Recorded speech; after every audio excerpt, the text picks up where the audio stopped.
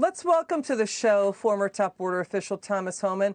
Tom, it's great to have you on. U.S. officials warn drug cartels are continuing to try and take advantage of U.S. authorities now dealing with the pandemic and rioting. The drug cartels are setting up shop in U.S. cities dealing with the turmoil, and they're pushing a lot of drugs across the border. What's your reaction? Well, a couple of things. First of all, that's accurate, but something else that we need to talk about is that since illegal immigration is down and these criminal cartels have a lot to do with smuggling people across that border, they're looking for more income. That smuggling income's been shut down right now under this president and under the COVID response.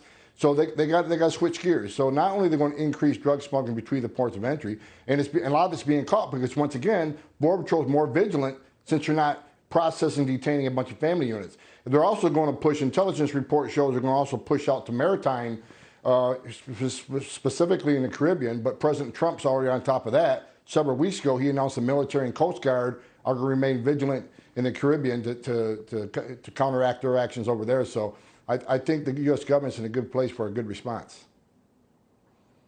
Yeah, they're catching vehicles like Ford Mustangs, Honda Accords, tractor trailers with pounds and pounds and pounds of fentanyl. Hundreds of pounds of cocaine, thousands of pounds of methamphetamine. Let's show the viewer what was caught since October of last year, almost year to date.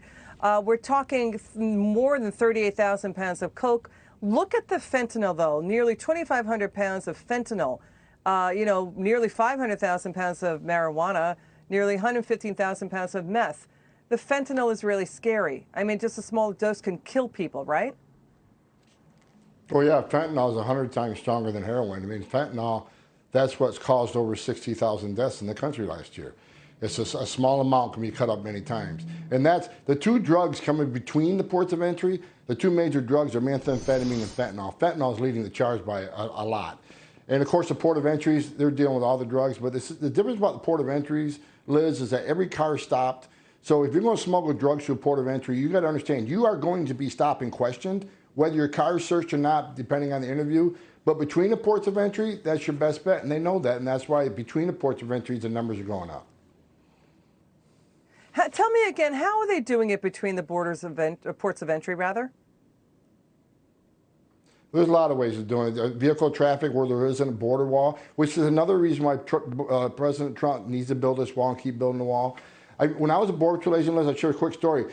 We seized 211 kilos of cocaine in the back of a truck, drove right across it, broke through a chain link fence, and drove in the United States. 2 years ago, I went back there. I was at a convention. I went up there in the same area, kind of reminisce. Now there's a big, beautiful wall there. No one's driving a truck over that area anymore.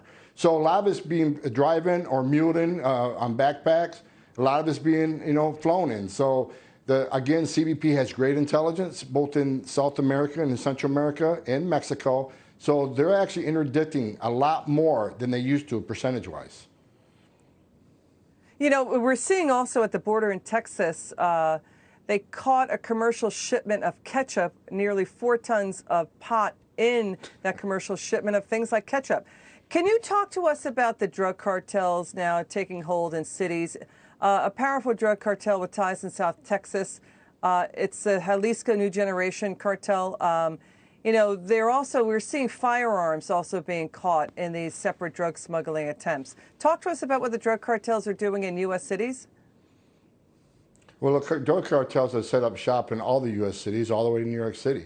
It's been like that for a few years, but it's been expanding. With Mexico stepping up their counter narcotics, they're looking to expand their operation, especially in the United States. Look, as unfortunate as it is, this country's going through a painful time right now, and there's a high demand for illegal narcotics. It's unfortunate. If you really want to stop this whole drug cartel and the kingpins and all this illegal drugs in the United States, one of the things the United States can do is stop the demand. So we got to address drug addiction in the country, the demand for drugs in this country. If they can't sell it, they're not going to smuggle it. So we need to do our part here too in the United States. But don't get me wrong, criminal cartels are very well organized, very well financed. They have better weapons than U.S. law enforcement does. They have technology. They have drones. They have wiretyping technologies. It's a catch-up game with these people. We got to constantly stay ahead of them when it comes to technology. But again, we got the right president at the right time that's putting an effort on this. To do it. You're saying the border wall works.